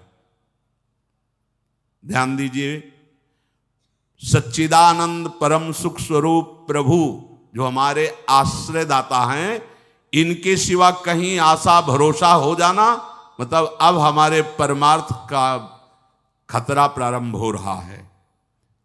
इसलिए कभी ऐसी कल्पना भी ना होने पावे उपासक के हृदय में अपने प्रभु के सिवा किसी अन्य का आश्रय। ये जो विपरीत बुद्धि है, इस विपरीत बुद्धि को प्रवेश मत होने दीजिए, और इसको रोकेगा नाम। आप नाम जप कर रहे हैं तो विपरीत बुद्धि कोई प्रभाव नहीं डाल पाएगी। नहीं, इतनी बड़ी विपरीत बुद्धि, अधर्मम धर्ममित्या मन्यते तमसाव्रतम, वो अधर्म को ही धर्म मानने लगता है, धर्म में उसकी अरुचि होती है। जैसे दुर्योधन की भगवान संधि दूत बन करके दुर्योधन को सभा में संबोधन किए कि पांडव तुम्हारे भाई हैं, और सही पूछो तो इतना बड़ा वैभव अर्जुन के गांडीव धनुष के प्रभाव से ही एकत्रित हुआ, वो जुआ में जीत लिया। तो मेरी राय तो ये भगवान कह रहे हैं कि आप आधा राज्य वापस कर दीजिए, पर ऐसी वृत्ति तुम में दिखाई नहीं दे रही तो 5 गांव दे दीजिए। तो दुर्योधन ने कहा सुई की नोक के बराबर भी नहीं दूंगा, 5 गांव की बात। देखो, अधार्मिक जो वृत्ति होती है अहम प्रधान, भगवान समझा रहे हैं पर उनकी समझ में नहीं आ रहा। पहले से उसने गुप्त मंत्रणा कर रखी थी, अगर केशव तनिक भी क्रोधावेश धारण करें तो तत्काल उनको बंदी बना लिया जाए और कैद में डाल दिया जाए। तो भगवान से जब वो बोल रहा था कि सुई की नोक के बराबर भी बिना युद्ध के हम नहीं देंगे, तो भगवान ने कहा इसका मतलब है कि तुम मृत्यु शैया पर शयन करने के लिए तैयार हो रहा है। अब वो समझ गया कि केशव आवेश में आ रहे हैं। भगवान ने देखा कि उसके जो सहयोगी जन हैं वो सावधान हो रहे हैं, और पहले ही सात्विकी ने सूचना दे दी थी कि प्रभु सभा में कुछ अमंगल होने वाला है। विदुर जी ने भी रात्रि में समझाया था कि प्रभु आपका आना मुझे ठीक नहीं लग रहा, क्योंकि ये लोग बड़े मलिन बुद्धि वाले हैं। तो भगवान बड़े जोर से अट्टहास किया। एक हंसना होता है, वही अट्टहास बड़ा भयावना होता है। भक्तराज हनुमान जी ने भी अट्टहास किया था। जब पूंछ में आग लगाई गई थी लंका में, तो अट्टहास कर गरजा, कपि बढ़िलाग आकाश, भयंकर अट्टा। ऐसे ही प्रभु श्री कृष्ण ने अट्टहास किया और कहा, ए दुर्योधन, क्या तू मुझे अकेला समझ रहा है? तू मुझे बंदी बना सकता है? देख, बना बंदी मुझे। भगवान का विराट रूप सभा में प्रकाशित हो गया। बड़े बड़े लोकपाल, अश्विनी कुमार, इंद्र, मरुदगण, विश्वदेव, यक्ष, गंधर्व, नाग, राक्षस, सब भगवान के अंगों से प्रकाशित हो रहे हैं। उनके दोनों भुजाओं में, एक में भगवान बलराम जी हल मूसल धारण किए हुए, एक तरफ गांडीव धनुष धारण किए हुए अर्जुन, दाहिनी भुजा में अर्जुन और बाएं भुजा में हलधर बलराम जी। देखा शंख चक्र गदा शक्ति सारंग हल नंदक नामक खड्ग, ये सब मूर्तिमान भगवत पार्षद जो अस्त्र हैं भगवान के अंग में विराजमान हैं। बहुत तेजो में दे दीप्यमान श्री कृष्ण के अंग, नेत्रों से, नासिका से, रोम के छिद्रों से भयंकर आग की, प्रलयकालीन आग की लपटें प्रकट हो रही हैं। रोम कूप से सहस्त्रों सूर्यों जैसा तेज प्रकाशित हो रहा है भगवान श्री कृष्ण के। समस्त सभा में जितने राजा थे सब भयभीत होकर मूर्छित हो गए। किसी की हिम्मत ही नहीं हुई कि पूर्ण रूप से भगवान की उस रूप का दर्शन कर सके। द्रोणाचार्य जी, भीष्म जी, परम भागवत विदुर जी, महाभाग संजय जी और वहां आए हुए महर्षि जन, केवल ये ही भगवान के इस रूप को देखने में समर्थ हुए और सब की आंखें मुंद गई, मूर्छित होकर सब गिर पड़े। उसी समय समस्त दिव्य दिव्य ऋषिजन भगवान की स्तुति हाथ जोड़ करके कर रहे। भगवान ने जिन जिन को देखने का सामर्थ्य दिया वही देख पा रहे हैं, बकाया सब मूर्छित पड़े हुए। उस सभा भवन में दुंदुभियां बजाते हुए देवतागण, बड़े बड़े ऋषिजन जब स्तुति और फूलों की वर्षा करते हैं, उसी समय धृतराष्ट्र संजय से पूछते, संजय ये क्या कोलाहल हो रहा है? तो संजय ने कहा, कमल नयन यदकुल तिलक भगवान श्री कृष्ण विराट रूप में विराजमान है। तुरंत हाथ जोड़कर धृतराष्ट्र ने कहा, क्योंकि भगवान व्यासदेव जी के पुत्र हैं, हाथ जोड़कर कहा, हे परम कृपालु श्री कृष्ण, हे समस्त जगत के हितैषी, मुझ अंधे पर भी कृपा कीजिए। मैंने आज तक आपसे कभी कुछ देखने के लिए नहीं मांगा। हे केशव, मेरे नेत्र नहीं हैं, न भीतर के न बाहर के। हे केशव, मैं आपसे प्रार्थना करता हूं, एक क्षण के लिए मुझे नेत्र दे दीजिए, जिससे मैं आपके इस स्वरूप का दर्शन कर सकूं। हे महाबाहु जनार्दन, आप हम पर कृपा कीजिए। जब धृतराष्ट्र ऐसा कह रहे थे तो भगवान श्री कृष्ण ने कहा, तथास्तु, ऐसा ही हो। तत्काल उनके नेत्र खुल गए। कर्तुम अकर्तुम अन्यथा कर्तुम, तत्काल नेत्र खुल गए और भगवान के उस अद्भुत विराट स्वरूप का दर्शन धृतराष्ट्र जी ने भी किया। भगवान विश्व रूप का दर्शन कराकर अपने विश्व रूप का जैसे ही स्मरण किया, नेत्र उनके अंतर ध्यान धृतराष्ट्र के, क्योंकि मांगा ही केवल इतना था कि मैं दर्शन कर सकूं। सारी पृथ्वी कंपायमान, समुद्र में खलबली मच गई, दिग्गज चिक्कारने लगे भगवान का जो विराट रूप है। शत्रुओं का दमन करने वाले पुरुष सिंह भगवान श्री कृष्ण अपने उस अद्भुत स्वरूप का स्मरण किया। ऋषियों ने भगवान को प्रणाम वंदना करके तत्काल वहां सभा छोड़ दी, क्योंकि जहां भगवान का अपमान हो रहा हो या निंदा होना या किसी भी तरह की अवहेलना होने की संभावना भी हो, ऐसी सभा में जाना नहीं चाहिए। अगर सभा में पहुंच गया है तो तत्काल काल में अंगुली डालकर वहां से निकल जाना चाहिए, या जो निंदा कर रहा हो या अपमान कर रहा हो उसको दंड देना चाहिए। तो अपने जनों को दंड देने वाला कोई भाव नहीं रखना। अगर कहीं हमारे भगवान की कोई निंदा, हमारे आराध्य देव की, तो दोबारा उसका मुख न देखे, अंतर से भगवत भाव है, पर हम उसका संग न करें। ऋषिजन भगवान के विराट रूप का दर्शन करके तत्काल इसीलिए चल दिए कि विमुख जन सभा में बैठे हुए दुर्योधन दुशासन, अब यहां एक क्षण भी नहीं टिकना चाहिए। जो ही वो महर्षि जन गए तो नारद आदि ऋषि भी भगवान को प्रणाम करके अदृश्य हो गए। एकदम कोलाहल शांत हो गया। एक बड़ी अद्भुत सी घटना घट गई। तत्काल दारुक दरवाजे पे रथ ले आया और भगवान सहज मुद्रा में उठे और सभा से बाहर निकले। तो भीष्म पितामह जी, द्रोणाचार्य, कर्ण, ये सब पीछे भगवान के, सब कोई आनंद से फूला हुआ है तो कोई भय से भूला हुआ है। कर्ण आदि की बुद्धि काम नहीं कर रही है कि ये केशव कितने महान हैं, पीछे पीछे चल रहे हैं। भगवान का दिव्य रथ है, भगवान अपने रथ पर बैठे तो प्रणाम करके द्रोणाचार्य भीष्म आदि वापस हो रहे हैं, लेकिन कर्ण वापस नहीं हुए। जब रथ चला तो पीछे पैदल कर्ण चल रहे हैं। भगवान ने पीछे मुड़ करके देखा तो कर्ण आ रहे हैं, तो कहा नजदीक आ जाओ, और अपने रथ पे बैठा ला। कहा हमारी इच्छा भी थी कि मैं तुमसे एकांत में मिलूं। तो उनका केशव, मुझे वेदविद जो ब्राह्मण जन हैं उनसे पता चला था कि भगवान का अवतार होगा।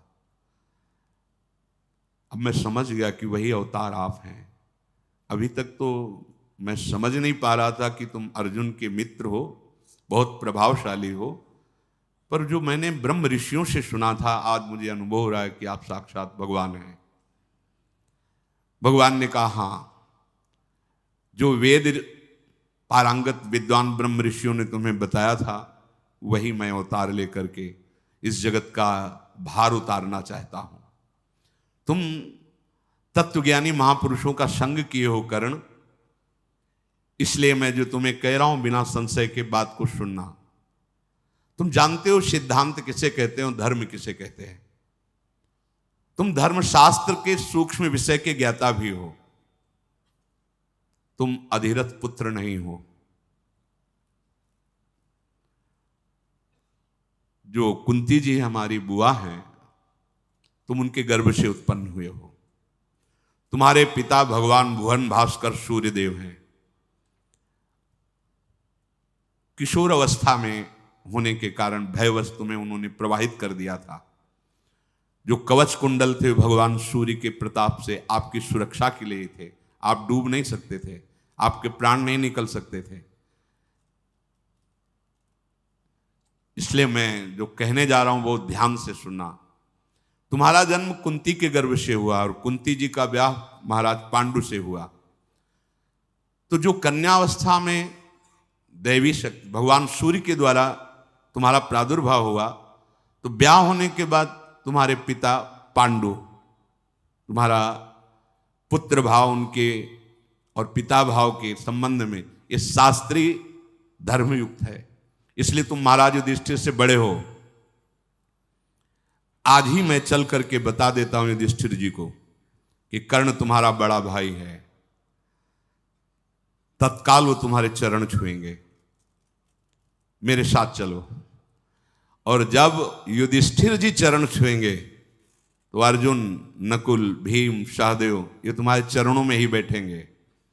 और जब पांचों पांडव और उनके पांचों पुत्र सुभद्रा कुमार, अभिमन्यु ये तुम्हारे चरणों में बैठेंगे और मैं तुम्हारे साथ होऊंगा, तो त्रिभुवन में कोई ऐसा नहीं कि तुम्हारा विरोध कर सके। त्रिभुवन विजेता और सर्व पूजनीय कर्ण तुम हो। तुम कोई साधारण नहीं हो। ये जितने भी राजा आए हुए हैं, चाहे दुर्योधन के पक्ष क्यों 11 अक्षौणी सेना या 7 अक्षौणी सेना पांडवों की, ये सब तुम्हें नतमस्तक होंगे। युद्ध होगा ही नहीं, केवल तुम्हारे बल से युद्ध होने जा रहा है। इसलिए मेरी बात मान लो। ये हम एकांतिक रहस्य तुमसे बता दिया कि तुम महाराज युधिष्ठिर के बड़े भाई हो। तो जितने भी राजा आए हुए हैं वो सब तुम्हारा सम्मान करेंगे। वहां तो बात बनी नहीं, लेकिन तुम मेरी बात मान जाओ। बड़ा मंगल हो जाएगा जगत का। कर्ण ने कहा, केशव, हंसते हुए उसने कहा कि बड़ा सौहार्द, बड़ा प्रेम, बड़ा मैत्री, बड़ा हित और परम सत्य आपके वचनों से प्रकाशित हो रहा है। निसंदेह है, मुझे कोई संदेह नहीं आपके वचनों पर। जैसा आप कह रहे हैं अक्षरशः ऐसा ही हो जाता है। अगर मैं आपकी बात मानूं तो ऐसा ही हो जाएगा, पर नहीं। मैं मानता हूं मैं कुंती का पुत्र हूं, मैं मानता हूं कि पांडु के जैसे और पुत्र उनको पिता, ऐसे मैं भी पिता कहने का अधिकार रखता हूं। अच्छी तरह जानता हूं आपने जो बताया है कि कुंती के गर्भ से भगवान सूर्य की कृपा से मेरा जन्म हुआ है, मुझे कोई संशय नहीं। पर भरी सभाओं में जब अपमान होता रहा, तब न एक बार आपने कहा, न एक बार माता कुंती ने कहा कि ये अधिरथ सूत पुत्र नहीं, ये मेरा पुत्र है। जहां मैं अपने बल विक्रम को दिखाने को किया, वहीं मेरा अपमान होता रहा है। मैं जीवन भर जलता रहा, किस लिए? मेरा क्या दोष था? मेरा दोष आप साबित कर दीजिए। भगवान सूर्य ने प्रकट किया और जल में फेंक दिया गया और अधिरथ सूत ने उठाया, इसमें मेरा क्या दोष रहा? जब मैं कभी अपना बल विक्रम अर्जुन के सामने प्रकट करता तो मेरा उपहास करके मुझे नीचा दिखाया जाता कि सूत पुत्र का अधिकार नहीं राजकुमार के सामने, चाहे वो द्रौपदी के स्वयंवर में हो, चाहे वो अश्व शिक्षा का, पूर्णता का जब प्रदर्शन कराया जा रहा हो तब हो, या किसी भी राजसभा में हो, तब क्यों आप नहीं बोले? क्यों माता कुंती ने ये नहीं कहा कि ये मेरा पुत्र है? तब तो किसी ने नहीं कहा। आज जब ये बात आ गई समझ में कि अब युद्ध होगा ही, तो आप हमको समझा रहे हो केशव। मैं मान रहा हूं आपकी बात सत्य है, पर अब मैं सूत पुत्र ही रहूंगा। और दुर्योधन ने मुझे सम्मान दिया है, जीने की आशा डाल दी दुर्योधन ने। मैं कभी दुर्योधन के साथ अब दगाबाजी नहीं कर सकता। हे वृषणी नंदन श्री कृष्ण, मेरा एक नियम है कि एक बार जिसको वचन दे दिया तो प्राण छूट सकते हैं, वचन नहीं छूट सकते। मैंने दुर्योधन को अपना मान लिया है, अब मैं उसका साथ नहीं छोड़ सकता। जनार्दन, मुझे कोई भयभीत कर सके ऐसा पैदा ही नहीं हुआ। बध, बंधन, भय, लोभ, इनकी ताकत नहीं कि हमारे हृदय का परिवर्तन कर सके। पर जीवन बहुत कष्टमय कर्ण का रहा। अगर कहीं ये पता चल जाता भगवान सूर्य से प्रकट कर्ण, तो भगवान परशुराम जी शाप नहीं देते। हर जगह हार हुई, हर जगह उसको नीचा देखना पड़ा, पर था महापुरुष, सत्यवादी, परम दानी। पर अधर्मियों का संग हो गया, इसलिए हर जगह हार हुई, हर जगह परास्त हुई। तो ध्यान रखने का विषय है, आप सही हो, लेकिन आपने अगर गलत संग कर लिया है तो आपकी भीष्म जी अखंड बाल ब्रह्मचारी महाभागवत, लेकिन सिंहासन पर वचन दिए हुए हैं, इसलिए संग अधर्म का नीचा देखना पड़ा। तो जनार्दन, मैं दुर्योधन का साथ कभी नहीं छोड़ सकता, और युद्ध अवसर आने पर ललकार करके पांडवों से लड़ूंगा। कभी अपने हृदय में भाव नहीं लाऊंगा कि ये मेरे भाई हैं। मधुसूदन, इसमें संदेह नहीं कि आप हमसे बहुत हित की बात कह रहे हैं।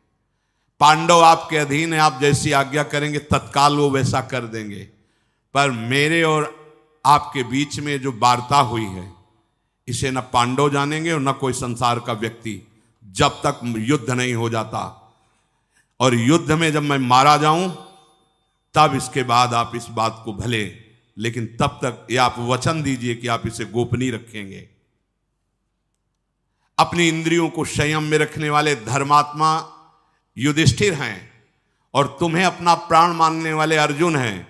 इसलिए मैं पहले से कह रहा हूं कि तुम निश्चिंत रहो, मैं ही मारा जाऊंगा, क्योंकि जिसके सहायक आप हो। मैं खूब अच्छी तरह से जानता हूं कि चाहे 11 क्षोणी नहीं और भी विशाल सेना दुर्योधन रख ले, लेकिन नाश उसी का होगा, क्योंकि अधर्म से चल रहा है। मैं सब जानता हूं। श्री कृष्ण, इस समय दुर्योधन, दुशासन या मुझ कर्ण पर केवल निमित्त मात्र दोष रखा जाए, क्योंकि इसके पूरे के पूरे मुखिया आप हैं। कर्ण ने कहा कि पूरे के पूरे मुखिया, आप पृथ्वी का भार दुर्योधन को निमित्त बनाकर उतारना चाहते हैं, इसीलिए ऐसा है। भगवान सब्यसाची अर्जुन तुम्हारे हाथ की कठपुतली हैं। कर्ण कह रहे, हे भगवान, सब्यसाची अर्जुन तुम्हारे हाथ की कठपुतली हैं, अर्थात तुम उनके यंत्री हो, वो तुम्हारे यंत्र हैं। इसलिए इस रणांगण में जो रण यज्ञ होगी, इसमें बलि मेरी ही चढ़ेगी, आप निश्चिंत रहिए, क्योंकि जिसके आप सहायक हैं उसका कोई नाश कर सके। ये कर्ण की एकांतिक वार्ता भगवान के साथ हो रही। मैं जान रहा हूं कि पांडुनंदन महाबलशाली वायुपुत्र भीमसेन जिस समय अपने स्वरूप में आकर सिंहनाद करेंगे तो दुशासन का रक्त निश्चित पिएंगे। उन्होंने प्रण किया है तो छाती फाड़ेंगे वो, मुझे पता है। क्यों? क्योंकि इस रण यज्ञ में आपका सहयोग है। मुझे पता है कि जिस समय पांचाल राजकुमार धृष्टद्युम्न अपने स्वरूप में आकर खड़ा होगा तो द्रोणाचार्य का गर्दन वही उतारेगा। क्यों? क्योंकि आप उनके रक्षक हैं। मुझे पता है कि शिखंडी भीष्म जी के सामने खड़े होने के लायक भी नहीं है, लेकिन वो मार गिराने का काम करेगा। क्यों? क्योंकि आप उनके पक्ष में हो। महाबली दुर्योधन का वध निश्चित है, क्योंकि आप पांडवों के पक्ष में हैं। पर हे श्री कृष्ण, मैं पांडवों के पक्ष में नहीं आ सकता, रहूंगा दुर्योधन के ही पक्ष में। जब भगवान ने देखा कि कर्ण बात जानते हुए भी अब नहीं मानेंगे, तो कर्ण ने कहा, प्रभु आप ऐसा ना समझे कि मैं आपकी आज्ञा का उल्लंघन कर रहा हूं। मैंने एक स्वप्न देखा है, वो केवल आपसे बता रहा हूं। मैंने स्वप्न देखा है कि गांडीव धनुषधारी अर्जुन श्वेत गजरात पर विराजमान होकर के मुझे दृष्टिगोचर हो रहे हैं, अर्थात मेरे से उनकी विजय होगी। मैंने देखा है कि दुर्योधन में केवल 3 के मस्तक पर श्वेत पाग है और सबके लाल है, अर्थात सब मारे जाएंगे। 11 क्षोणी सेना में केवल 3 बचेंगे, अश्वत्थामा, कृपाचार्य और कृतवर्मा। ये 3 के माथे पे केवल सफेद पाग है, से सब मारे जाएंगे। जनार्दन, ये जो मैंने स्वप्न देखा है, इससे मुझे निश्चित हो चुका है कि पांडवों की विजय होगी, कौरवों का विनाश होगा, साथ में मेरा भी। पर मैं डरने वाला नहीं हूं। मैं ललकार ललकार कर अपने भाइयों को मारूंगा, पांडवों को, पक्का। आप मुझे अब समझाने की चेष्टा न करें, अब मैं रहूंगा इसी पक्ष में। भगवान मुस्कुराए और रथ से उतरकर प्रणाम किया और कर्ण चला गया। और भगवान उपप्लव्य नगर की तरफ दारुक्षी रथ हंकवाया। विदुर जी को बहुत चिंता हुई। विदुर जी कुंती के पास गए और कहा, चिरंजीवी पुत्रों को जन्म देने वाली भारी संकट उपस्थित है। भगवान आए, संधि करवाने की चेष्टा की, नहीं हुई। भगवान का अपमान हुआ, कैद करने की, बंदी बनाने की चेष्टा की, अब वो वापस चले गए हैं। मतलब युद्ध पक्का।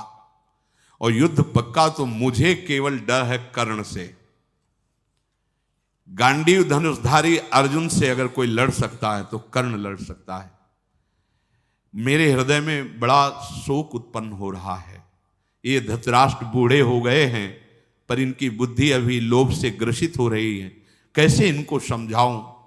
मेरा हृदय बड़ा अशांत हो रहा है। भीष्म पितामह, द्रोणाचार्य, कर्ण, ये सब दुर्योधन के साथ हैं। कोई उपाय नहीं दिखाई दे रहा। विदुर जी के आंखों में आंसू आ रहे। कोई उपाय नहीं दिखाई दे रहा जिससे मैं इस युद्ध को रोक सकूं, इस जनसंहार को रोक सकूं। कर्ण बहुत बलवान है, मैं अंदर से जानता हूं। कुंती जी ने कहा, आपको भी अभी तक एक बात मालूम नहीं है, वो बात मैं बताती हूं। मैं जब पिता के घर में रहती थी तो साधु सेवा का मुझे अधिकार मिला था कि आए हुए अतिथि सेवा को। तो उस समय महान तप के धनी दुर्वासा ऋषि आए और अतिथि सेवा मुझे मिली। जैसा सावधानी से सेवा करनी चाहिए वैसी सेवा की। वो प्रसन्न हुए और मुझे एक मंत्र दिया कि इस मंत्र से कभी भी किसी भी देवता को बुला। तो मेरे मन में चापल्यतावश ऐसा हुआ कि मैं भला सूर्य को बुलाऊं तो सूर्य देव आ गए और उन्होंने मुझे एक पुत्र प्रदान किया जो कन्यावस्था में ही प्रकट हुआ। वही ये पुत्र कर्ण है। तुम भयभीत मत रहो कर्ण से, वो मेरा पुत्र है। मैं जाऊंगी और आज्ञा करूंगी, वो अवश्य मेरी बात मानेगा। विदुर जी को प्रसन्नता हुई कि यदि ऐसे युद्ध रुक जाए तो बहुत अच्छा है। माता कुंती, समय कर्ण का एक निश्चित था, ब्रह्म मुहूर्त से खड़े हो जाते थे और जैसे जैसे सूर्य उदय होते वैसे वैसे मुख करते हुए और भीषण धूप में भी ऐसे मंत्र उच्चारण करते हुए गंगा जल में खड़े। और उस समय नियम था अगर कोई भी आकर कुछ मांग ले वो दे देते थे। ठीक उस समय माता कुंती गई, देखा दोनों भुजाओं को भगवान सूर्य की तरफ ऐसे किए, गंगा जी में खड़े हुए मंत्र जाप कर रहे हैं। नजदीक गई तो छाया सी दिखाई दी। मुड़ करके कर्ण ने देखा तो कहा, राजमाता आपके चरणों में प्रणाम है। इस समय आपका यहां आना, आप इस कर्ण से क्या चाहती हैं? देवी, मैं अधिरथ पुत्र कर्ण हूं। यह बात आपको पता है? क्योंकि भगवान ने बताया ना, इसीलिए वो भी कड़ुआ बोल रहा है। मैं अधिरथ पुत्र सूत पुत्र कर्ण हूं, ये बात आपको पता है? हाँ, तो ये सूत पुत्र कर्ण आपके चरणों में प्रणाम करता है। राजमाता यहां आने का कष्ट किया, आदेश करें ये सूत पुत्र क्या सेवा करें। बार बार इसलिए वो ये कह के आई है ना कि मेरा पुत्र है, मैं उसे बताऊंगा, और भगवान ने पहले बता दिया था। अभी तक सूर्य भगवान इनको दर्शन दिए पर एक बार भी नहीं बताया ये रहस्य, ये पता भगवान के द्वारा कर्ण को। कुंती ने कहा कि बेटा तुम सूत पुत्र नहीं हो, तुम कुंती पुत्र हो। तुम्हारे पिता अधिरथ नहीं, त्रिभुवन को प्रकाशित करने वाले भुवन भास्कर सूर्यदेव हैं। तुम मेरे गर्भ से प्रथम पुत्र के रूप में प्रकट हुए हो। जिस समय मैं कुंती भोज राजा के यहां रहती थी उस समय तुम्हारा प्रादुर्भाव हुआ। कर्ण, ये सामने देखो जिनकी तुम आराधना कर रहे हो, ये तुम्हारे पिता हैं और इस बात के साक्षी हैं कि जो मैं बोल रही हूं वो परम सत्य है। बेटा, ये युद्ध होने जा रहा है, प्रधान तुम इसके हो, तुम अपने भाइयों से अपरिचित हो। ये पांडव तुम्हारे ही भाई हैं। तुम्हें धृतराष्ट्र पुत्रों की पक्षवृत्ति लेकर युद्ध नहीं करना चाहिए। तुम मेरे पुत्र हो। पूर्व काल में जिसका उपार्जन किया गया अर्जुन आदि के द्वारा, लोभवश इन दुष्टों ने कपट करके वो सब ऐश्वर्य अपहरण कर लिया है। अब मेरे पुत्र उसके लिए जरूर युद्ध करेंगे। तो तुम्हें पता हो जाना चाहिए कि अर्जुन और तुम भाई भाई हो, फिर युद्ध किस बात का? तुम हो जाओ तो युद्ध होगा ही नहीं, इस बात को स्वीकार करो। कर्ण ने कहा, इस महान रण यज्ञ की वेदी पे पीठ दिखाने वाला ये सूत पुत्र नहीं है। अब ऐसा कभी नहीं हो सकता। सर्वगुण संपन्न पांडव हैं, मैं जानता हूं। सूर्यमंडल से आकाशवाणी हुई, सुनो कर्ण, सूत पुत्र शब्द उच्चारण मत करो। जो कुंती कह रही वो अक्षरशः सत्य है। तुम मेरे पुत्र हो, मैंने तुम्हें बताया नहीं। आकाशवाणी सूर्य की। जो ही इस कर्ण ने इस वाणी को सुना तो प्रणाम किया सूर्य को भी, और कुंती से कहा, माता मुझे पहले से पता है कि आप मेरी माता हैं और भगवान सूर्य मेरे पिता हैं। माता कुंती, भगवान सूर्यदेव इनसे मेरा प्रादुर्भाव हुआ है, पर मैं ना आपकी बात से विचलित होने वाला हूं और ना भगवान सूर्य की बात से। वचन दिया है दुर्योधन को, तो अब ऐसा नहीं हो सकता। राजमाता, आप और जो कुछ मांगो सो मांग लो, मैं इस समय ना नहीं कहता, पर अगर ये मांगो कि अर्जुन से युद्ध ना हो तो अब ऐसा नहीं हो सकता। क्या आप चाहती हो? आज्ञा कीजिए। माता कुंती ने कहा कि हमें चाहते कि हमारे 6 पुत्र हैं, 5 पांडव और एक तुम, 6 पुत्रों में एक भी नहीं मरना चाहिए। उन्होंने कहा कर्ण ने कि आज तक हमने कभी किसी को ना नहीं कहा, आपने किस सभा में कहा है कि आपके 6 पुत्र हैं?